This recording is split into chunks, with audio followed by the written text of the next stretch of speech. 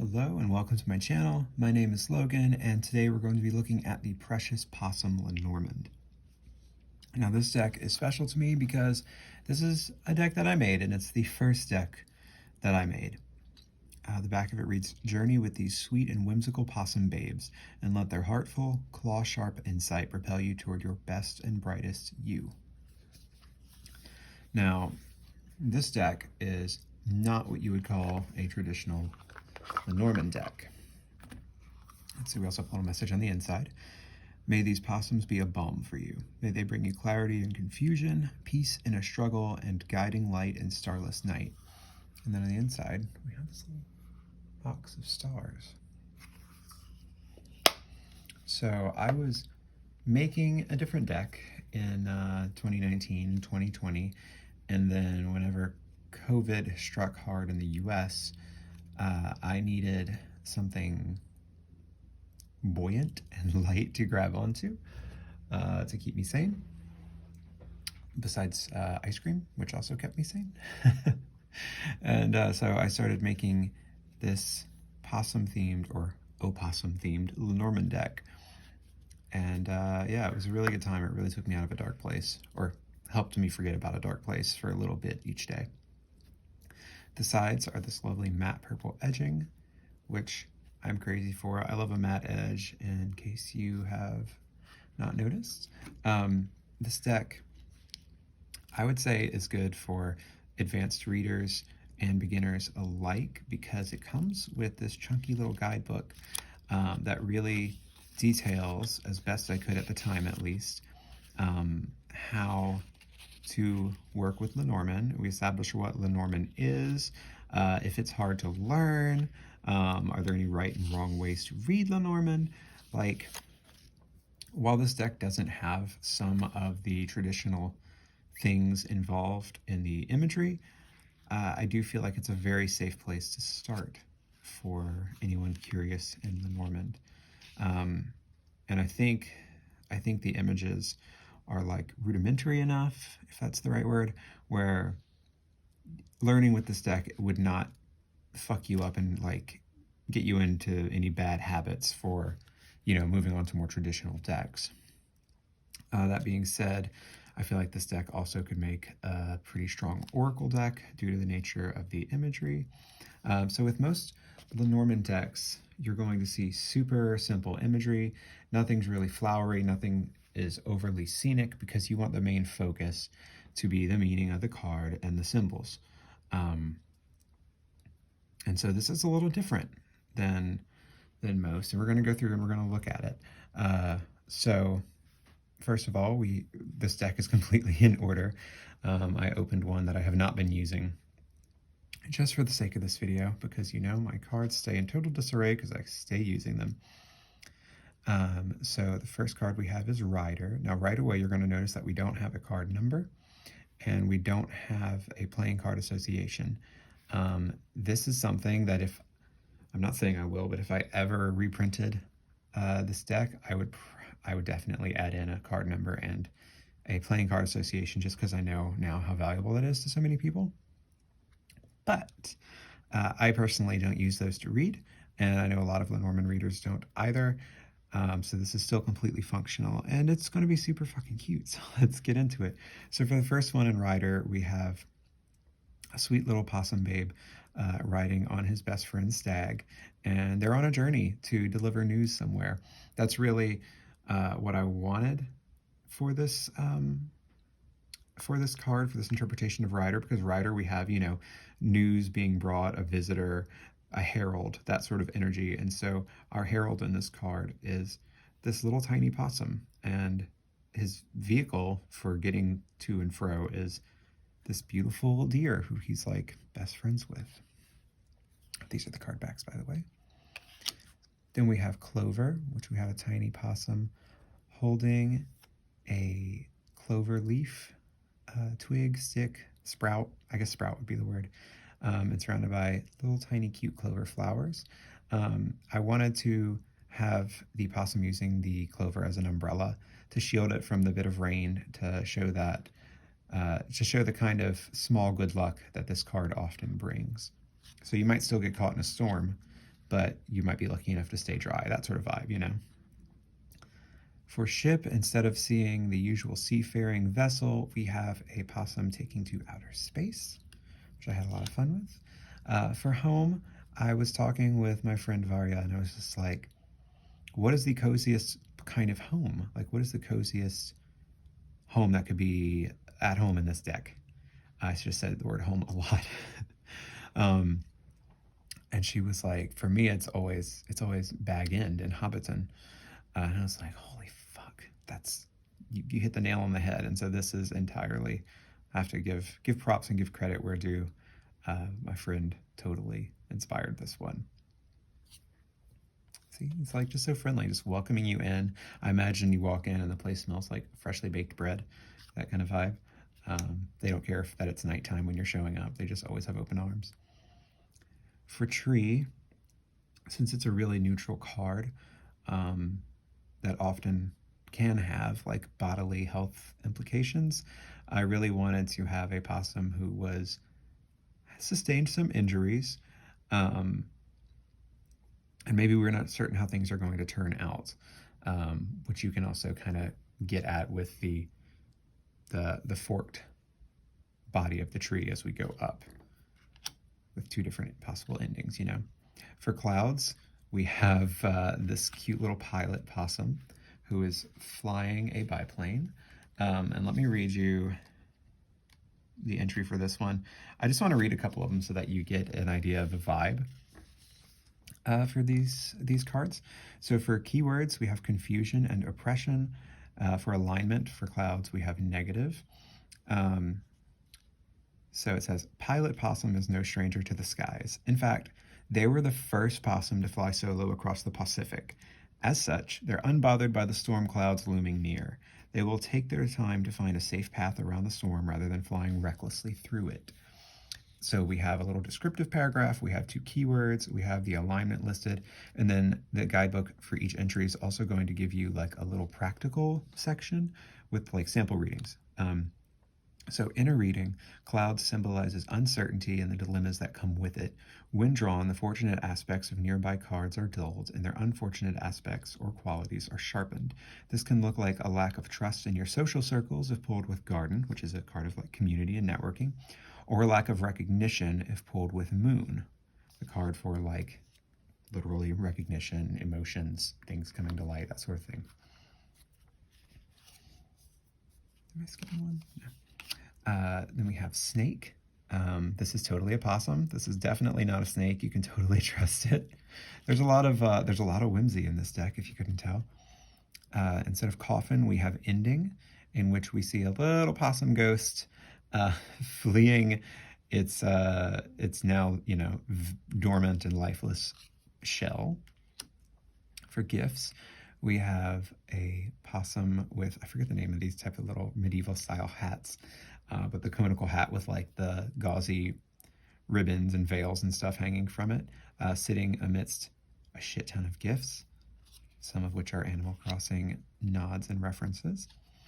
For scythe, we have a reaper possum chilling about in a wheat field. For whip, we have birch, which if you look historically, like, yes, a lot of whip cards are indeed titled whip, but you can look back and you can still find ones titled like birch and broom, I want to say. So birch has been used in Lenormand decks in the past. This is not a new thing. This is not an invention. It's occurred naturally, which I mean, all cards are made up, right? So what is occurring naturally? For instance, like we call them Lenormand cards after Marie Lenormand, or Lenormand, or however you want to say it. But like, what she used was arguably like not even a Lenormand deck. And the Lenormand cards, I forget the name of the person who most likely put them together, but they're, as far as I remember, very closely related to the German Game of Hope. So like, you know, things change over time, and that's okay. I think treating anything as gospel when it's man-made is kind of fucking ridiculous. Like, we should have respect for history and tradition, so long as it's useful. But if you know, if something comes along that improvises and it's still useful and it's just a new type of way to engage with something, I don't see the problem. Um, and so, yeah, this deck is a lot of I don't see the problem vibes, which is great for some. Probably not great for others, but great for some. And I have fun with it, and that's what matters, right? So for Birch, we have a set of sparring possums. We have the first person perspective of the possum here holding this green blade, and then we are sparring with the possum over here with the birch trees in the background. For birds, we have a little possum arguing with a blue jay. I love blue jays. They're gorgeous. As far as I've read, behaviorally, they're complete assholes to other birds. So I thought if we were going to have like an irked bird posse, that bluebird was the clear way to go. So yeah, that one was a lot of fun to draw. For Wee Babe, we have a tiny baby possum sitting amidst a bunch of hydrangea.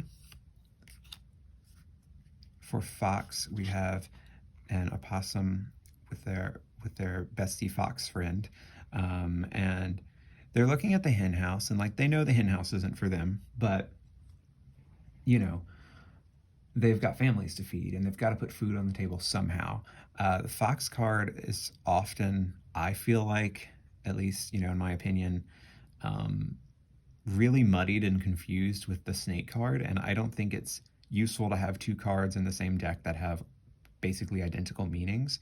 So whenever the fox gets slammed with betrayal, deceit, I'm just like, yeah, but we've seen this already in the snake card. Like, can we try to differentiate them some? And so I really enjoy looking at the fox card as ingenuity and employment, or thinking outside of the box, getting creative, especially when it means making ends meet. And so that's what we have here. The fox and the possum are not morally corrupt. They just are in a very dire situation, and people, any of us, anything alive, can be moved to take pretty drastic measures whenever we're faced with our own mortality, when there's no food on the table. I don't think that's something that we need to vilify. So yeah, it doesn't have to be a thefty situation when the fox card shows up. It can totally just be about your work, like fox plus the sun, like maybe you're going to get good news when you show up at work, or fox plus stork, like maybe you're going to be relocated to a better department that's really going to suit you better, or get a great raise. Like, fox is a really great card, and I'm just tired of seeing it maligned.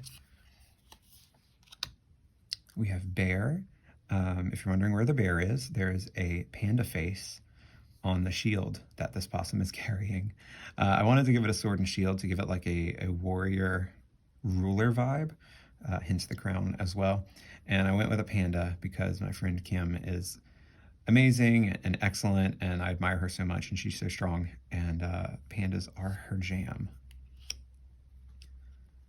For stars, it's pretty straightforward. We have a possum sitting on a branch just enjoying the stars above. Stork, we have a stork taxiing a possum because there's a possum in every card, including the snake card, because that was totally a possum. I don't know what you're talking about. For hound, we have a possum standing on top of basically Cerberus, a very cute and derpy Cerberus, but Cerberus all the same. They have been wrongly thrown down into the underworld by traders, and instead of just sulking, they've found community and friendship and a loyal ally, or allies, in the three-headed dog. And so they're coming back, motherfucker. They're coming back. For tower, we have a possum with its tail wrapped around a large branch and just observing the flow of the stream beneath it. I've said this before, I'll say it again in case you haven't seen the other videos. I like to think of the tower card as perspective and isolation more so than like institutions. So for me, having them suspended above something and looking down on it, though, you're like observing something that you're not a part of, it gives me big tower energy, and so that's why I did that for that card. For garden, we have a possum enjoying nice cold boba tea with their sunflower friend. This one for me was inspired by all of the mini weekends that my partner and I spent with our friends at the Kung Fu Tea bubble tea house. enjoying gorgeous cups of boba while we shit talk and discuss movies and video games and books. It was a really great tradition. What happened there? It was a really great tradition that I really, really miss since we've moved away. But yeah, so that's what inspired that card. Mountain, we have a possum who is facing a huge obstacle, which is this big fucking mountain. But the thing is, even though it's going to be a challenge that requires a lot of endurance, they are fully prepared. They have their backpack, they have their rope, they have all their climbing equipment. Like, they can conquer this challenge. It's just, it's going to take some work. And I feel like that's what mountain gives us when it shows up as an obstacle. It's not like you lose, go home. It's just, hey, this next stretch is going to be a little bit rocky. You know, you're going to need a little stamina. Prepare yourself. For paths, we have a possum on a train approaching like the fork in the tracks where you have to pick a direction. And this is totally inspired by Zelda Spirit Tracks, because Zelda inspires me in just about every way, all the time. I love it, from the music to the visuals. It's one of my favorite things, so you'll definitely hear me talk about Zelda occasionally. Mice is also video game inspired. So we have a chef who is cooking their famous tomato basil soup. They have all the tomatoes that they're blanching and whatnot, and then these goddamn mice are running off with the tomatoes, which, if you've ever played Overcooked, I would think will be familiar to you. It's a fabulously chaotic game, video game, in which you and your friends have to run kitchens together. And shit gets pretty tricky whenever the kitchens start, like, being bisected, and this part will swivel over here, so you won't have access to your cutting board anymore, and you have to get the orders out before the time is up. And sometimes, mice come up and steal your ingredients while you're trying to cook, and you have to have somebody washing dishes. It's very chaotic, it's very stressful, and somehow it's also very fun. Very interesting combination of things, right? For heart, we have a sweet little possum who has baked you a cupcake, and they put all their love into it, and that's where the heart is. For ring, this one I had a lot of fun with. Ring, we tend to see like a wedding band, right? Or something to that effect. Something symbolizing commitment and partnership. And I think that's great. That's apt. That absolutely gets the message across. But I wanted to think for this one, like, what hasn't been done before? What sort of commitment has not been shown on a ring card yet? How can we take this into a more neutral, like positive neutral territory instead of strictly positive territory? Because commitments aren't always great, right? So I thought, let's have a summoning circle with a possum casting a spell.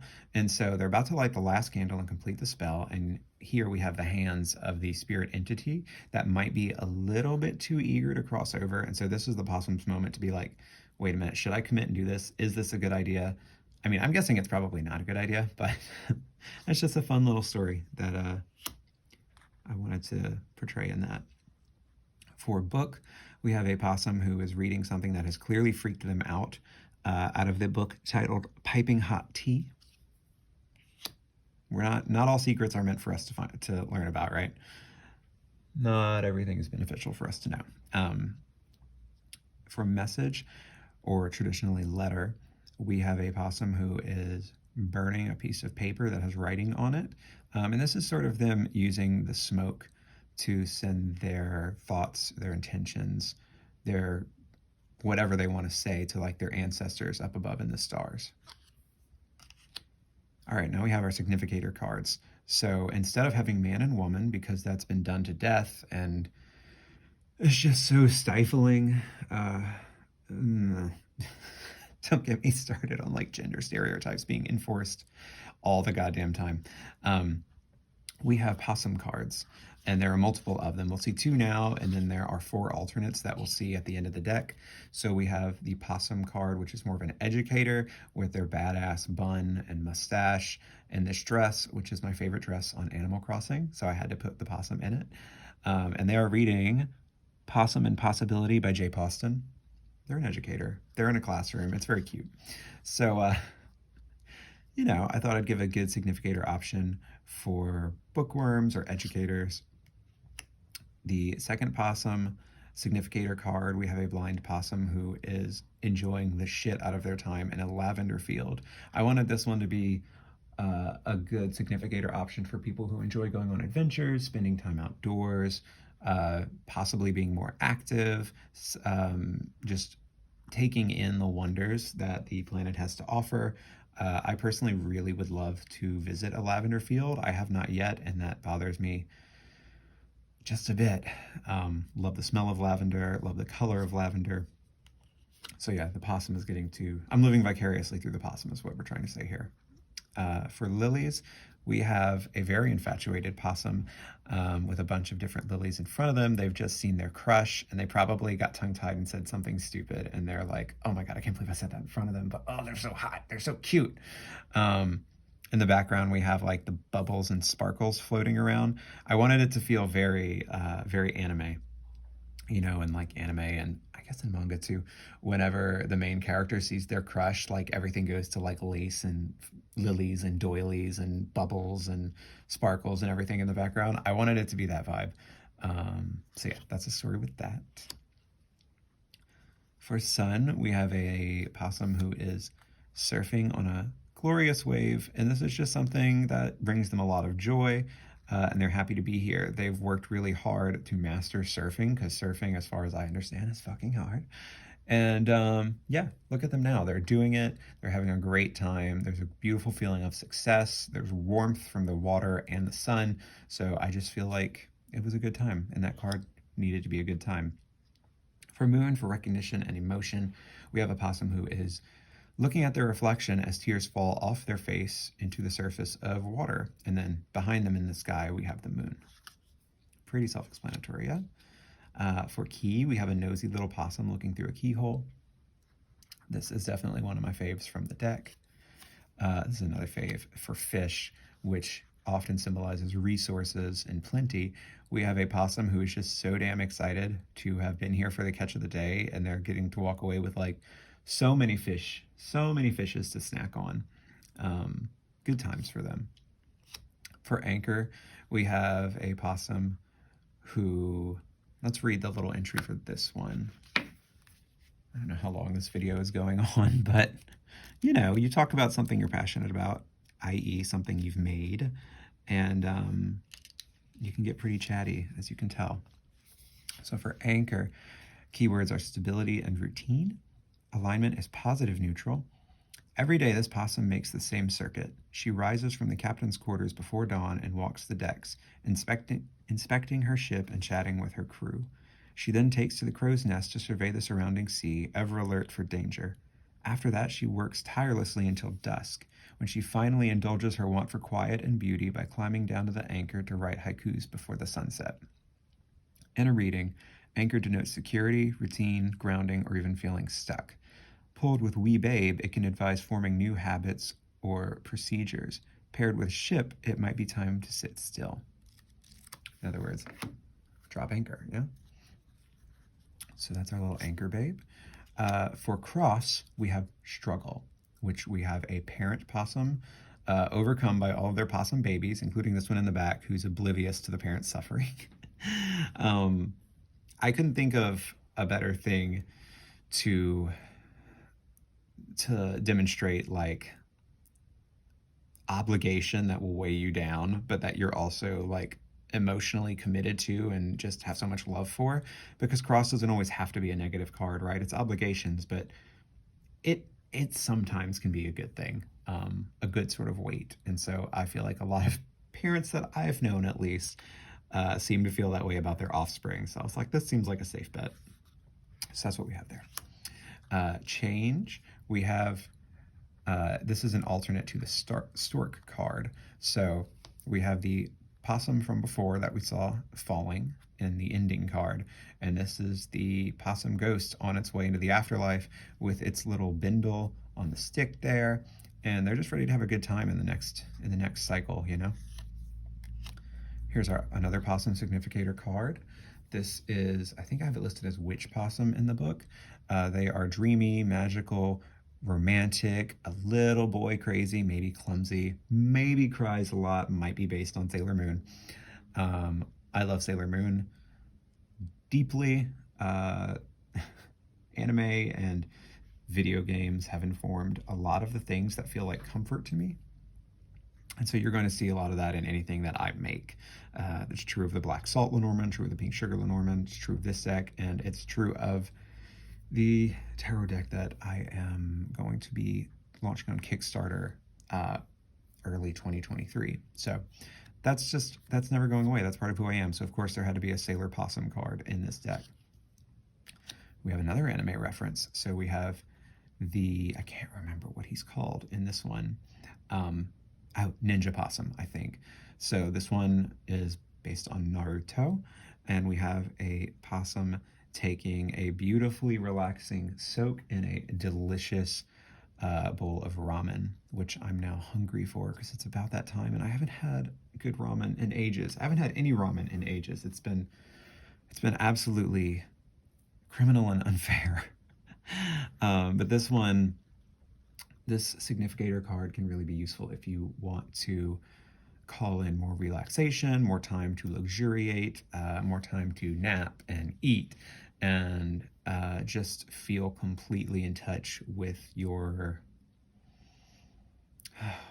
I guess like big Taurus energy, right?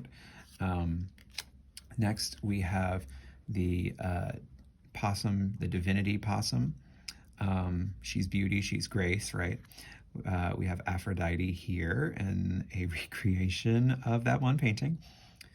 And yeah, I wanted to have an option for, I don't know, those who just wanted to feel a bit like a goddess or goddess.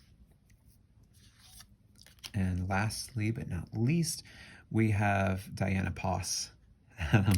I fucking love Diana Ross. Every season of Drag Race that comes around, which I also love RuPaul's Drag Race, I keep waiting for Diana Ross lip sync songs, and I'm disappointed most of the time, and I'm getting fucking sick of it because Diana Ross is indeed the boss. So with Diana Ross, we're gonna have someone who wants to let their inner diva shine, right? Even if they're only a diva whenever, you know, they're singing with their choir or with their band or in the shower, they still want to let that inner diva shine. Also, maybe their hair game is mad strong. I don't know. But yeah, these are your options. It's a bit silly. It's a lot whimsical. I am both of those things. So you are going to get that with anything that I make. But this has been the Precious Possum Lenormand. I hope you enjoyed this walkthrough. This deck is very close to my heart. As I said, it's the first deck I ever made, and I love it. And then here, some of these, I still have some of these left in my Etsy shop, but I teamed up with Jenna of Moonlit Fae to make these possum printed, it's like the clover print, Lenormand deck wraps. So if you want to grab one, I still have one in my shop, and I think Jenna might still have a few on moonlitfae.com. But these were just such a fun part of the Kickstarter campaign. They were Kickstarter exclusives that we just had a few left over at the end of. And yeah, it's such a cute little house for the deck. I wish every single deck ever made could come with a custom wrap, especially if it's from Jenna, because I just love this design that she does. But yeah, I thought I would just show that off while we're here. But anyway, I'm going to list all relevant links for this deck in the video description. You can find this deck of mine in my Etsy shop. You can also find my Black Salt Lenormand in my Etsy shop, which I showed off the other day, but it's holographic art, matte black edges, much more traditional, but still a whole lot of whimsy and nostalgia, 90s nostalgia in it. So you can find all of these things in my Etsy shop. In the meantime, thank you so much for hanging out with me today. I hope you have a beautiful rest of your week.